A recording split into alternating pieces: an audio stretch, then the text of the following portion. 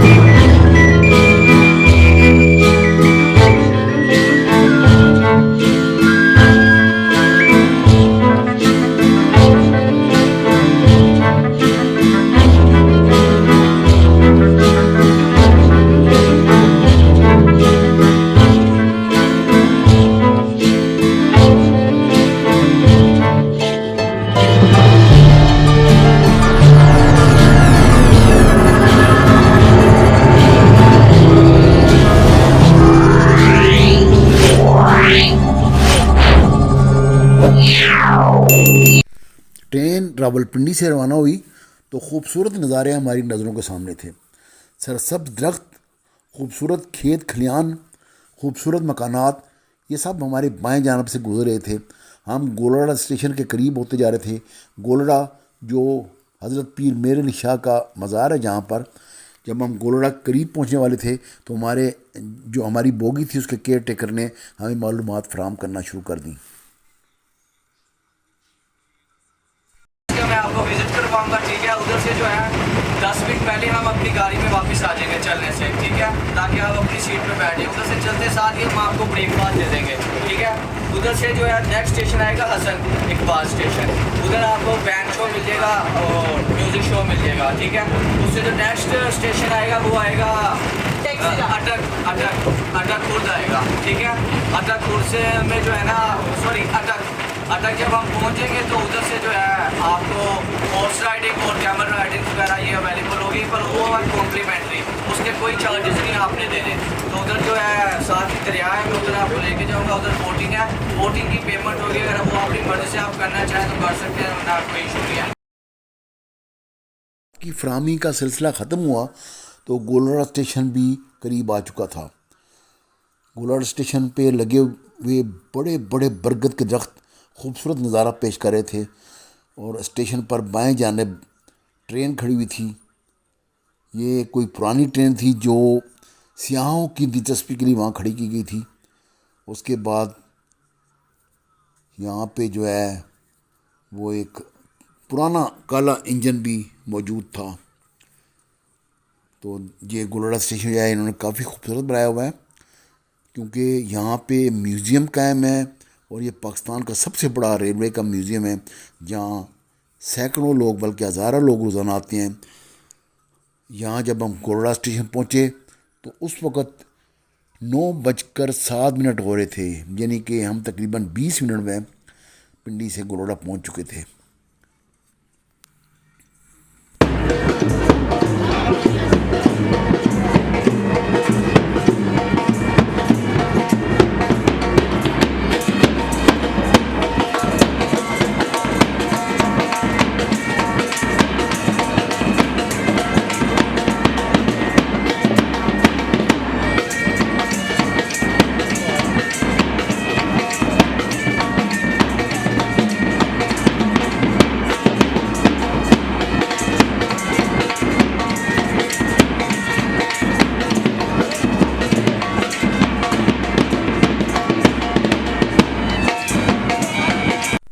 खूबसूरत बावर्दी बैंड की धुनों से महसूस होने के बाद अब हम म्यूज़ियम की जानिब आ गए। गोलड़ा स्टेशन में दो म्यूज़ियम है, एक कुछ छोटा म्यूज़ियम है और एक बड़ा म्यूज़ियम है।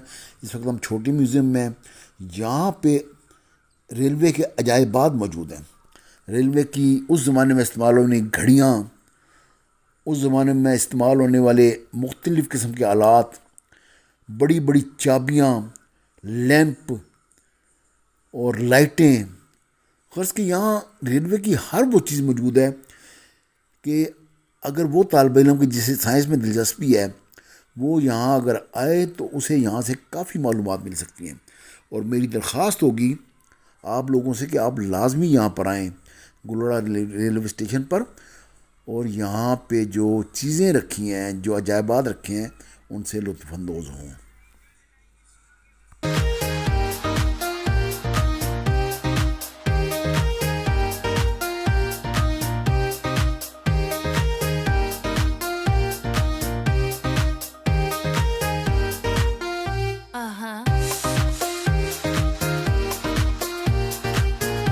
म्यूज़ियम से फार हुए तो हमें बताया गया कि हमने दूसरे म्यूज़ियम की तरफ जाना है और अब हमने बैंड को फॉलो करना है। तो बैंड जो बावर्दी बैंड था वो हमारे आगे आगे जा रहा था और हम उसके साथ साथ चलते हुए गुलड़ा स्टेशन को भी देख रहे थे और बैंड को फॉलो भी कर रहे थे। यहाँ पे पुराना इंजन मौजूद था और जो हमारे सियाह थे और उनके बच्चे थे वो इंजन पे चढ़ के फ़ोटो खिंचवा रहे थे। हमारा भी बहुत जी चाह रहा था कि इस इंजन के साथ फ़ोटो खिंचवाएँ, लेकिन साफ ज़ाहिर है कि हम बड़े हो चुके थे और ये है कि मुनासिब नहीं लग रहा था।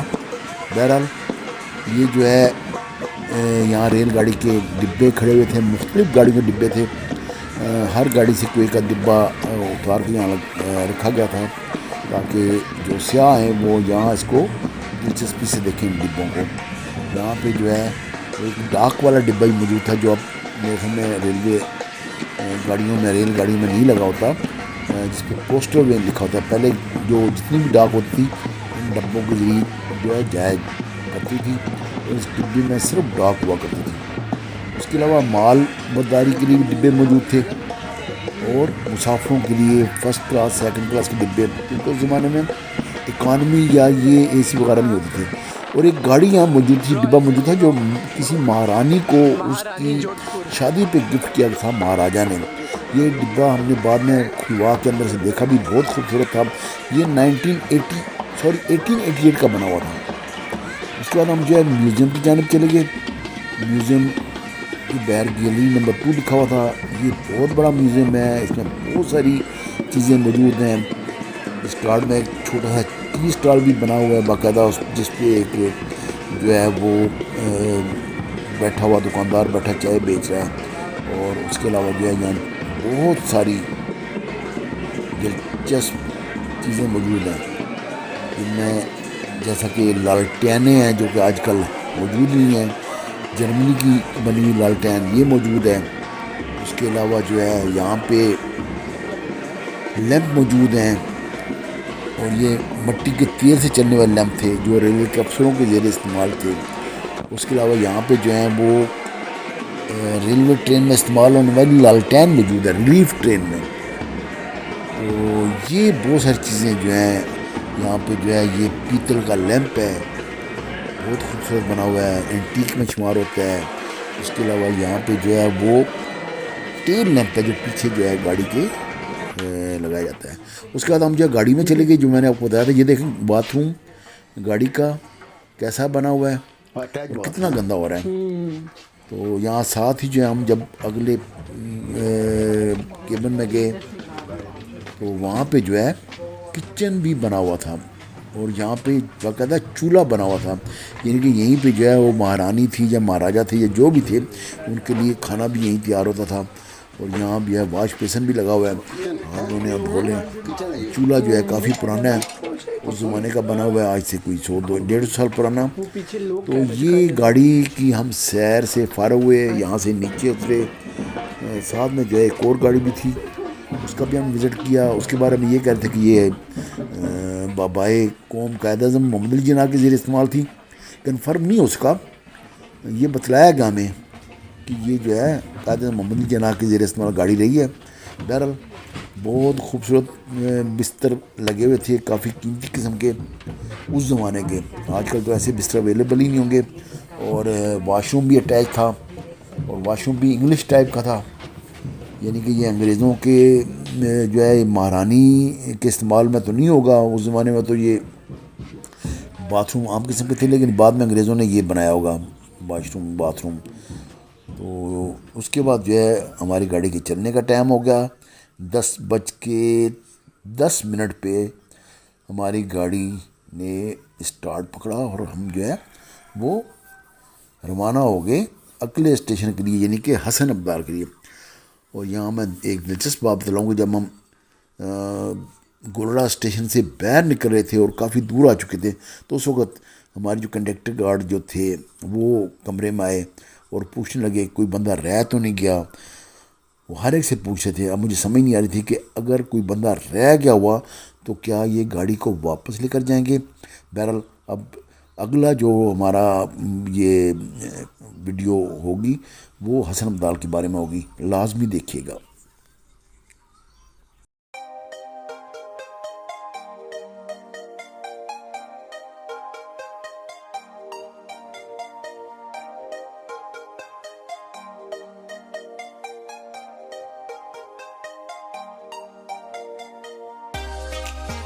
सब पूरे हो जी, बच्चे पूरे हैं जी, सबके सामान सब पूरे हैं जी। जी कोई रहे तो नहीं ना जी, सब आगे रहे जी, सारे सब पूरे हो जी। आप